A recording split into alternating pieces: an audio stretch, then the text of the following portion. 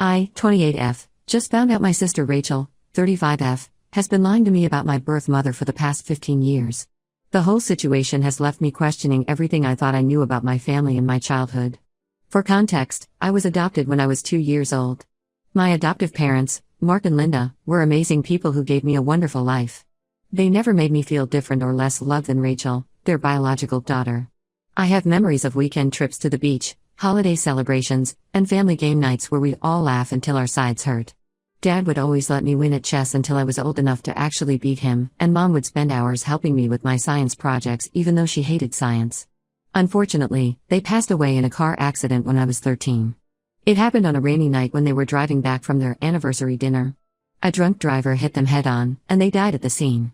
That night changed everything for Rachel and me.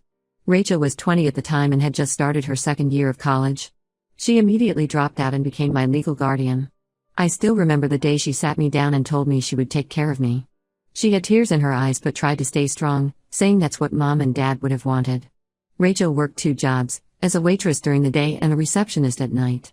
She would come home exhausted but still make time to help me with homework or listen to me talk about school.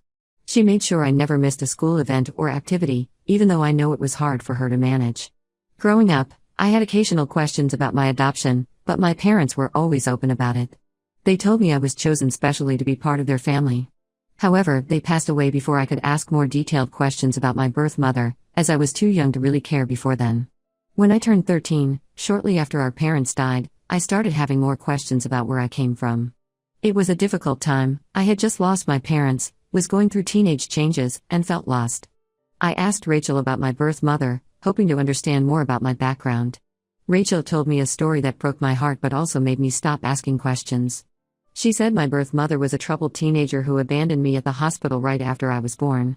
According to Rachel, this girl didn't even name me, she just left me there and disappeared. Rachel claimed she had tried to find information about her when I first started asking but couldn't find anything. She said maybe it was better this way, that my birth mother clearly didn't want to be found. I believed her completely. Why wouldn't I? Rachel had given up everything to raise me. She was my sister, my guardian, my best friend. She had never lied to me before, as far as I knew. So I accepted what she told me and tried to move on with my life, grateful for the family I did have. Last month, everything changed. Rachel and I had been talking about selling our parents' house, which we'd been renting out since their death. We needed to clear out their old storage unit first.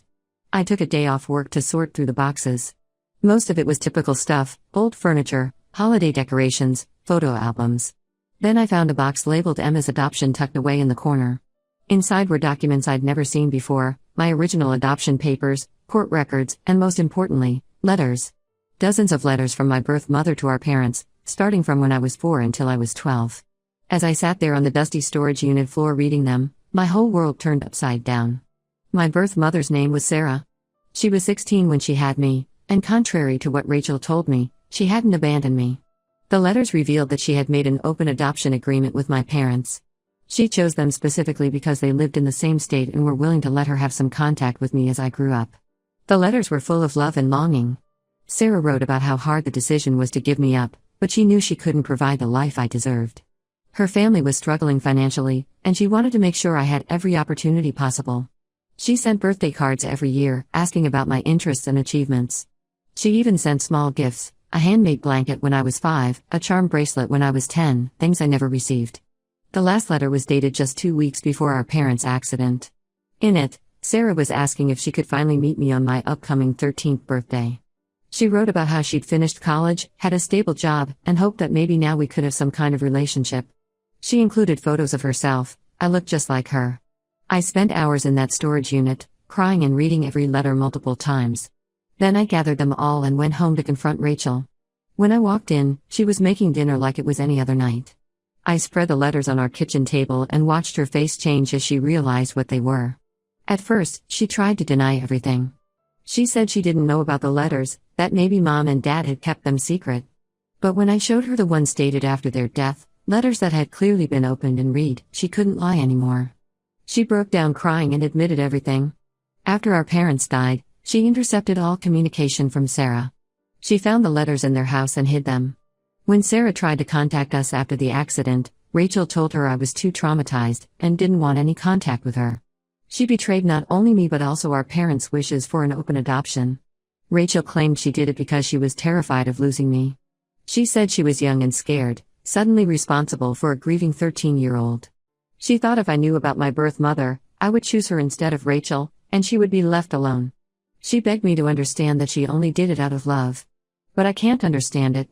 She had no right to make that decision for me. She robbed me of the chance to know my birth mother during my teenage years when I desperately needed maternal guidance. She manipulated both me and Sarah, maintaining this lie for 15 years.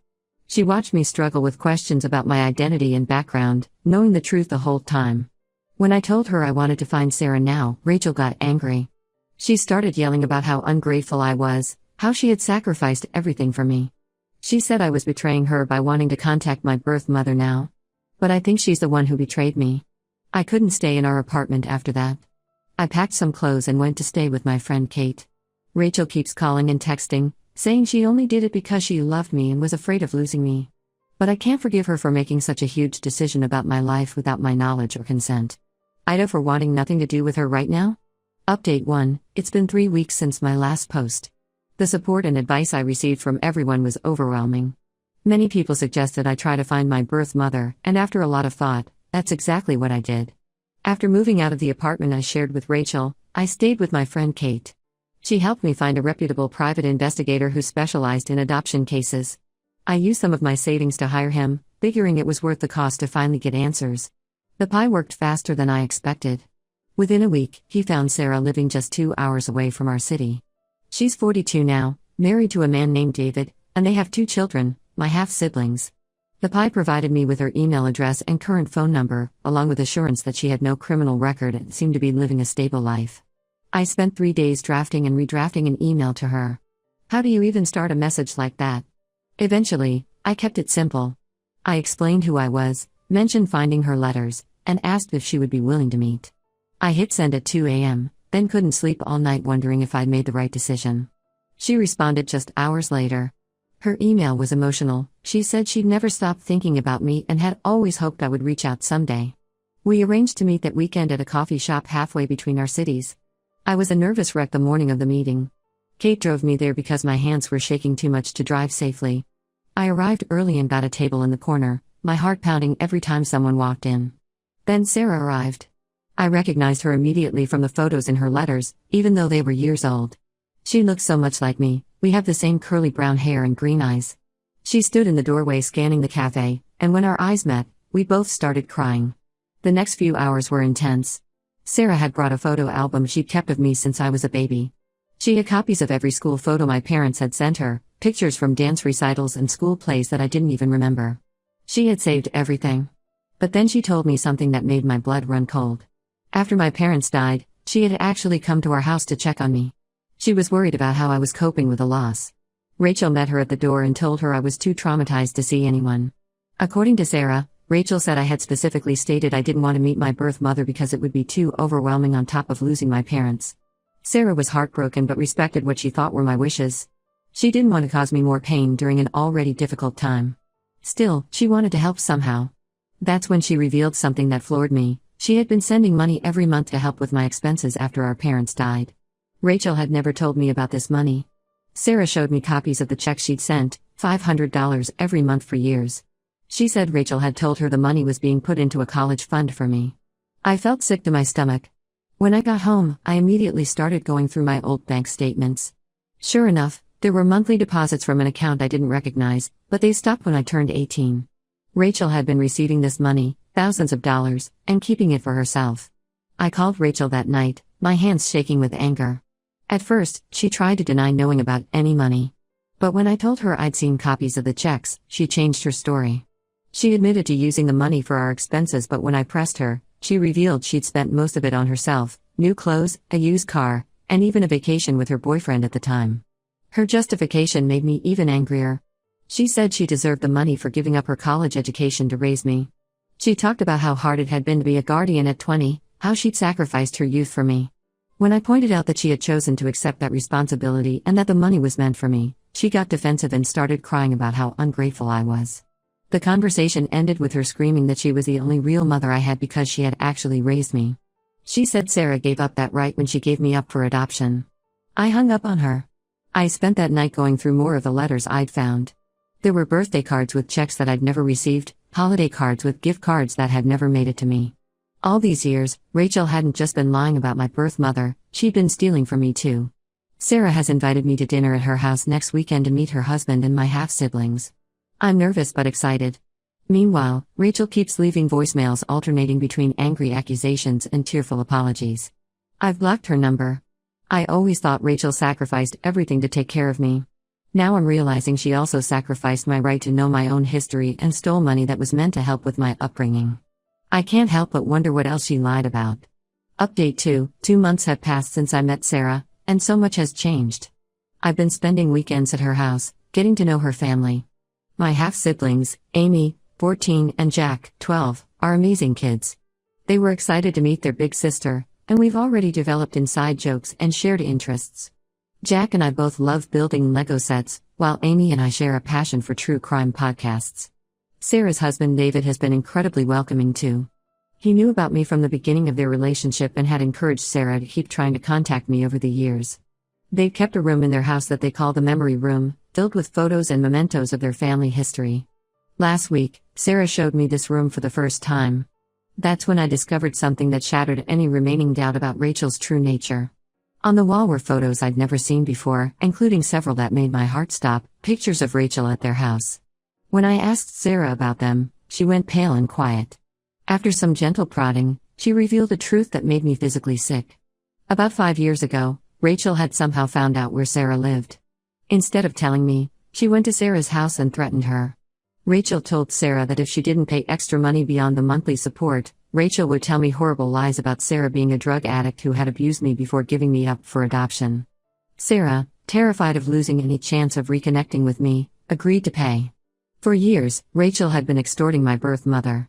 She would show up at Sarah's house every few months, demanding cash payments that ranged from $1,000 to $5,000, always with the same threat: pay up, or she'd poison my mind against Sarah forever.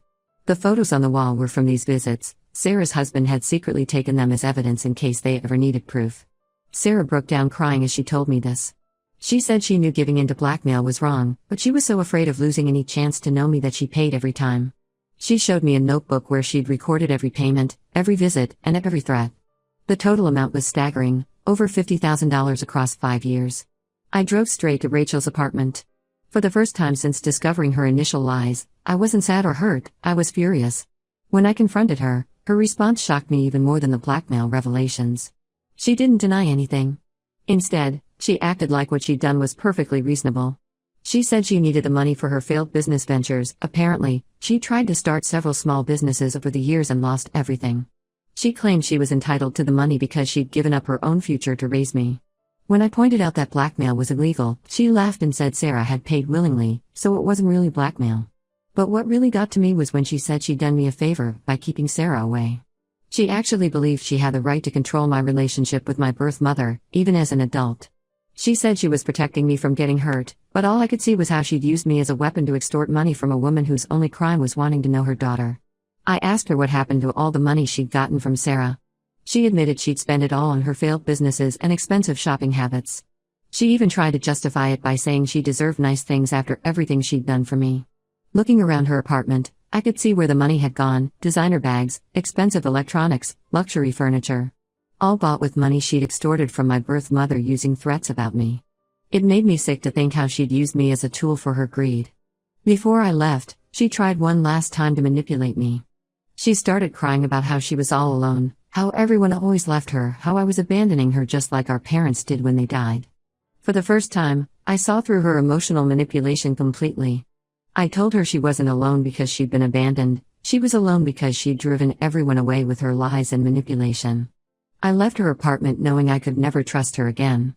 She hadn't just lied about my birth mother or stolen money meant for my care, she'd actively blackmailed an innocent woman using threats about me.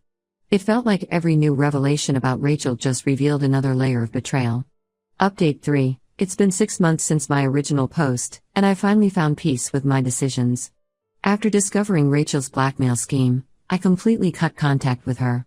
It wasn't easy, she didn't go quietly. First, she tried to turn our extended family against me. She called our aunts, uncles, and cousins, telling them I had abandoned her for my new family after everything she'd sacrificed for me. She painted herself as the devoted sister who gave up everything to raise me, only to be cast aside when my birth mother came into the picture.